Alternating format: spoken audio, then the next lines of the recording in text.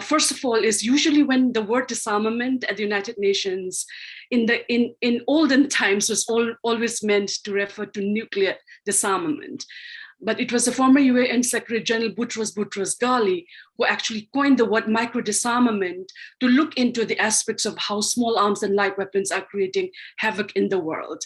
And I myself, an indigenous woman from Manipur in northeast of India bordering Burma, have faced this issue. And so the next few 5 to 7 minutes that I'm going to brainstorm today, I brought a few PowerPoint presentations just to show for many of you who are hearing about Manipur for the first time, to understand why we started this work on disarmament. So allow me to a little bit of screen share. So this is Indigenous Women's Peace Movement and the call, and why we are joining this call to activate a special session on disarmament. First of all, why we started, it's really important to understand why we are doing this work. And our work on disarmament didn't start on a project 2 years ago. We started 2 decades ago.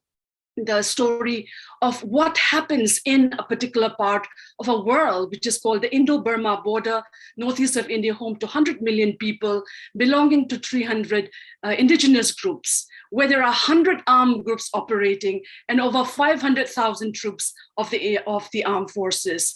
I grew up in Manipur, where a martial law has been imposed here till today since the year 1958. Just to see how many of the conflict areas where there is heavy weaponization is so beautiful.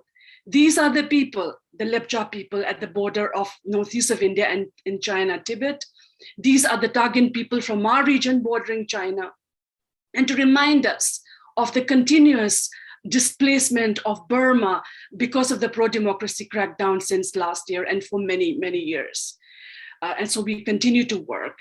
So the reason why we need to understand militarization, again, these are the ways in which Indian paramilitary is operating in Manipur, my home state.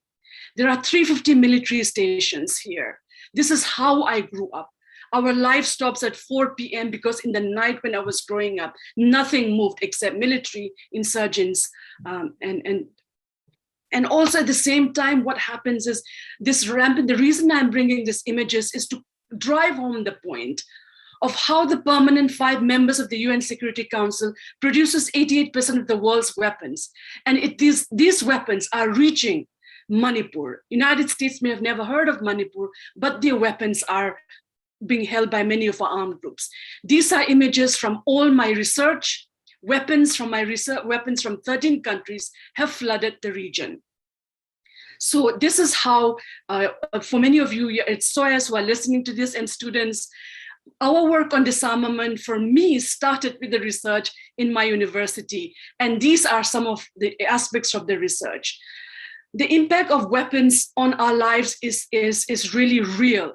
These are images of women that we have worked with. Ima Chandrajini, whose 2 sons were shot dead in 1 day. The families of conflicts. These are women from Manipur whom we work with on a day-to-day level, in which the heavy rampant proliferation of weapons have led. A lot of young men in my region are targeted and gunned down, and we work with many of the families of the survivors. Rape sexual violence in conflict is a reality. Thangja Manorama, arrested, raped, and killed extrajudicially by Indian armed forces.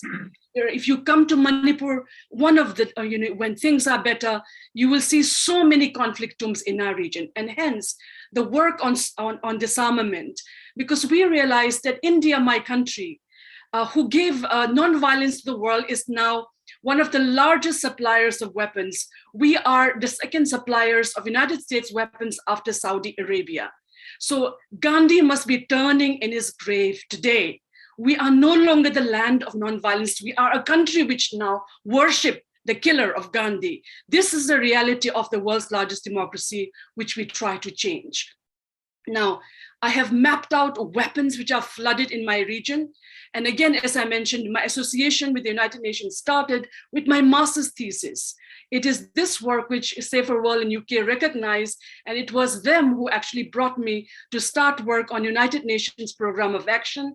I led Oxfam South Asia program on an international arms trade treaty. These are the work that is being done in the past years in India. And we realized that we need to set up organizations. That's how we started the Manipur Women Gun Survivors Network. And then we also founded the Control Arms Foundation of India. We have an office in Manipur and we have an office in Delhi. Now, why do, that's why in the work of disarmament, I myself being indigenous, I realize how indigenous women, particularly in India, the world's largest democracy, have been leading. We have amazing historical ways in which we have looked at issues of gender and disarmament. And we have also demonstrated that disarmament papers at the UN should be converted into action on the ground. And I've seen the mothers and grandmothers of Manipur who are really asking for peace and disarmament in these parts. Our generation carried on the work by starting the Northeast India Women Initiative for Peace. And we were able to write books because we have a very strong scholarship. We're able to get action on the ground. We also drafted India's legislation. We also raised issues in the Indian Parliament. And at the global level, we came to the UN, and also we worked with many and started alliances, particularly because indigenous people live in biodiversity hotspots where 80% of the world's conflicts is currently there, where arms are flooding many of our regions. So that's why we started the Global Alliance of Indigenous People. We now work in 7 socio-indigenous cultural zones of the world. And my final point, I have been a part of many UN programs on UN Program of Action on the Arms Trade Treaty. You name a disarmament treaty, and I have been a part of it. But at the same time, we need to ask why these are not working the way it should. And that's why I have faith that good, committed organizations, whether you're connected with universities which are not funded by arms groups, we have to really have the ethics because the world depends on us. Some of the elements I feel that we have to work towards UN special, which include and engage more women and grassroots peace organizations, indigenous people and those affected by conflicts and dispute. Avoid the mistakes made by earlier governments, which were exclusionary in nature. As I mentioned, we need to negotiate that the UN permanent members who produce 88% of the world's weapons.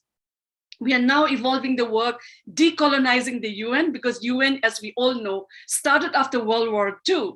Now we need to decolonize the process of disarmament. What it means is very simple: be more inclusive, get more people who are affected like us affected by conflict. We will love to work together. And again, as Ben also mentioned earlier, we need to reduce the budget in military spending. Without this, we will not be able to bring about a world with peace. Global North and Global South organizations and communities, institutions, scholars, youth need to work collectively together. Without this, we will not be able to do everything at the UN. And finally, as I mentioned, military spending costs of the earth. This is a beautiful graphic I found online, and we need to really ensure that this is reduced, because without that, we cannot achieve sustainable development. And I'll end with 2 beautiful slides. This is in solidarity with the people of Burma. In as much they're oppressed and repressed and killed, still the people were able to create art forms with flowers, asking that the people of Burma are able to get peace and justice. Another image from the Designing Peace exhibition at the Smithsonian Cooper Design Museum, in which there is a mother with a gun with a flower there. These are the ways in which we have to resist. And we have to, again, the United Nations, I call, the way I explain United Nations to a village in Manipur is like this. We have our parents, if the parents, which are like our nation states, if the parents do not listen, we go to the grandparents, which I call the United Nations. You walk into the United Nations, you see this beautiful mural. Do unto others as you not have them unto you. A beautiful reminder that if nation states are producing weapons of war, if they want to leave a legacy for their grandchildren and children of peace, then they have to stop the wars which they are producing in different parts of the world, particularly in Global South, particularly indigenous, Black, brown communities. So with this, I join the clarion call and say thank you, Yamna Ningwajiri, in my indigenous language, and join the clarion call of each and every organization, individuals, students, committed individuals, religious leaders, and diplomats to be able to bring, and activate. The UN is created for peace, and it should not just be a special session. The UN should wholeheartedly embrace disarmament as their cardinal principle, and we will not rest till this is done, because the UN is a part of us as much as we are a part of the United Nations of the world. Thank you.